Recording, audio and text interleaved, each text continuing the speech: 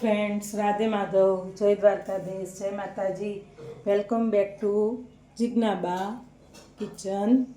તો ફ્રેન્ડ્સ, આજે જિજ્ઞાબા કિચનમાં મસ્ત મજાની એક નવીન આઈટમ બનવા જઈ રહી છે. તો ફ્રેન્ડ્સ, તમે આ જોઈ રહ્યા છો કે આ શેનું બેટર બનાવીને રેડી કર્યું છે.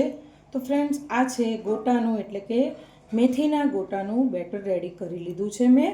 અને ફ્રેન્ડ્સ, તેમાં આપણે ડીપ કરીને શિમલા મરચાંના આપણે ભજીયા રેડી કરીશું ફ્રેન્ડ્સ. તો તે માટે આપણે આ શિમલા મિર્ચને ગોળ ગોળ કટ કરી લેશું અને આમાં જે આપણું બેટર છે તેમાં ડીપ કરીને તેના મસ્ત મજાના શિમલા મિર્ચીના ભજીયા બનાવીશું. તો ચાલો ફ્રેન્ડ્સ, પહેલાં આપણે આને ગોળ ગોળ રીંગોમાં કટ કરી લઈએ. તો ફ્રેન્ડ્સ, જો આવી રીતે આપણે શિમલા મિર્ચની રીંગો કટ કરી લેવાની છે. જુઓ, એકદમ સરસ રીંગ બનીને તૈયાર થાય છે. આ જે બિયાનો ભાગ છે તે આપણે કાઢી લેવાનો છે. તો ફ્રેન્ડ્સ, તમે જોઈ શકો છો કે આપણી શિમલા મિર્ચીની રીંગ બનીને રેડી થઈ ગઈ છે. હવે તેને આપણે આપણા જે ખીરું છે મેથીના ગોટાનું તેમાં ડીપ કરીને તળી લેવાની છે. આ બાજુ મેં તેલ પણ મૂકી દીધું છે અને તેલ પણ આપણું થવા આવી ગયું છે. તો આપણે 5 જ મિનિટની અંદર સરસ મજાના શિમલા મરચાંના ભજીયા રેડી કરી લઈશું. ફ્રેન્ડ્સ, તમે જોઈ શકો છો કે આપણું તેલ આવી ગયું હોય એવું લાગે છે. તો આપણે તેલ આવી ગયું છે કે નહીં તે સહેજ ચેક કરી લેશું. તો ફ્રેન્ડ્સ, જો આપણું તેલ સરસ આવી ગયું છે. તો ફ્રેન્ડ્સ, હવે આપણી જે શિમલા મરચાંની રીંગ છે તેને આવી રીતે આપણું જે બેટર છે તેનાથી કોટ કરી લેશું. ફ્રેન્ડ્સ, તમે પણ આવી રીતે બનાવીને ખાજો, ખૂબ જ સરસ લાગે છે. ખૂબ જ ટેસ્ટી એવા ભજીયા બનીને રેડી થાય છે અને તેને આપણે તેલમાં ફ્રાય કરી લેશું.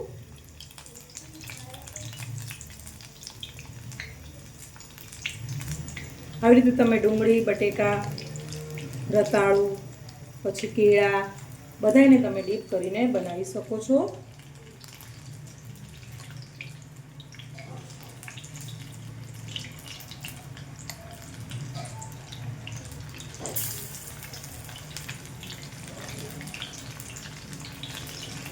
મેં અહીંયા 4 રીંગો તેલમાં એડ કરી છે. આ બેટરની રીત મેં મારા યુટ્યુબ ચેનલમાં મૂકેલી છે. તે તમને જોવા મળશે જિજ્ઞાબા કિચનમાં.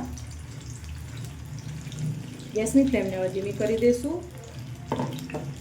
ફ્રેન્ડ્સ, તમારે અવારનવાર મારે આવા બ્લોગ અને મારી રસોઈના વિડીયો જોવા હોય તો મારી ચેનલને લાઇક, શેર અને સબસ્ક્રાઈબ તો કરવી જ પડશે ફ્રેન્ડ્સ. તો મારી ચેનલને લાઇક, શેર અને સબસ્ક્રાઈબ કરજો અને મારા વિડીયોને લાઇક કરજો, ફોલો કરજો. મારા ફેસબુક પેજને પણ લાઇક કરજો, ફોલો કરજો. મારી વાનગીઓ બધી ઇન્સ્ટાગ્રામ ઉપર પણ હોય છે ફ્રેન્ડ્સ. તો એમાં પણ તમે પેજને લાઇક કરજો તો તમને બધું જોવા મળશે જિજ્ઞાબા કિચનનું. તો ફ્રેન્ડ્સ, હવે આપણે આપણી આ રીંગોને હવે ફેરવી લેવાની છે. તો ફ્રેન્ડ્સ, જો આપણે આપણી આ રીંગોને હવે ફેરવી લેશું.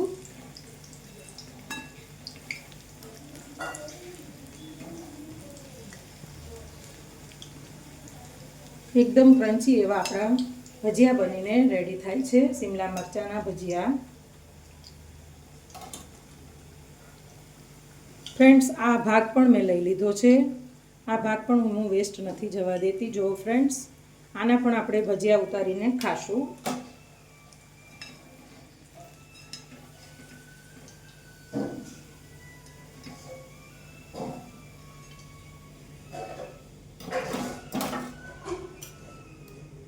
ફ્રેન્ડ્સ, હવે બીજી રીંગો પણ આપણે આવી રીતે તળી લેવાની છે તેલમાં. આને તમે સોસ સાથે, ગળ્યા દહીં સાથે પણ ખાઈ શકો છો.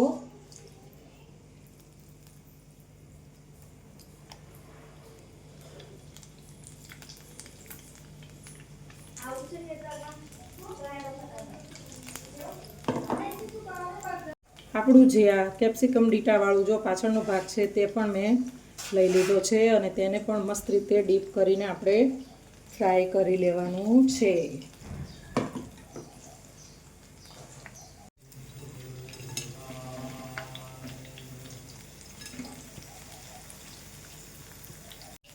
તો ફ્રેન્ડ્સ, આપણા કેપ્સિકમની રીંગોના ભજીયા બનીને રેડી થઈ ગયા છે. હવે થોડા આપણે મેથીના ગોટા પણ એમને ઉતારી લેવાના છે ફ્રેન્ડ્સ.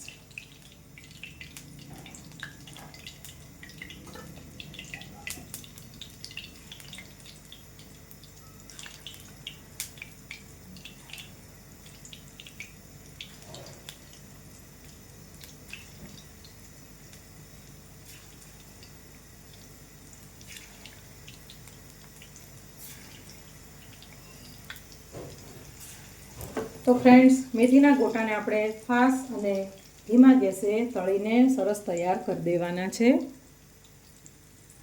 તો ફ્રેન્ડ્સ, તમે જોઈ શકો છો કે આપણા મેથીના ગોટા પણ સરસ તળાઈ રહ્યા છે.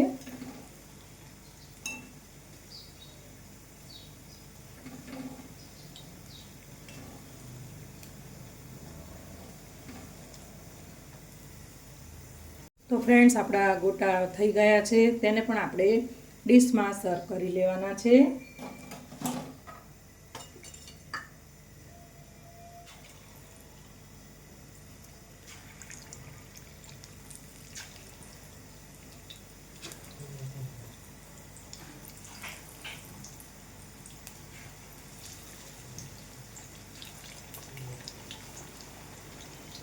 તો ફ્રેન્ડ્સ, હવે આપણે આપણા રીંગના ભજીયા અને ગોટાને સર્વ કરી લેશું. તો ફ્રેન્ડ્સ, તૈયાર છે આપણા કેપ્સિકમ રીંગના ભજીયા અને મેથીના ગોટા. તો ફ્રેન્ડ્સ, તમે પણ જરૂરથી આવી રીતે ટ્રાય કરજો. ખૂબ જ ફાઇન બને છે. આવી રીતે તમે પિકાડોર મરચાંમાં પણ એની પણ લાંબી લાંબી સ્લાઇસ કરીને તમે મેથીના બેટરમાં બોળીને બનાવી શકો છો અને તેની ઉપર તમે ચાટ મસાલો પણ નાખી શકો છો.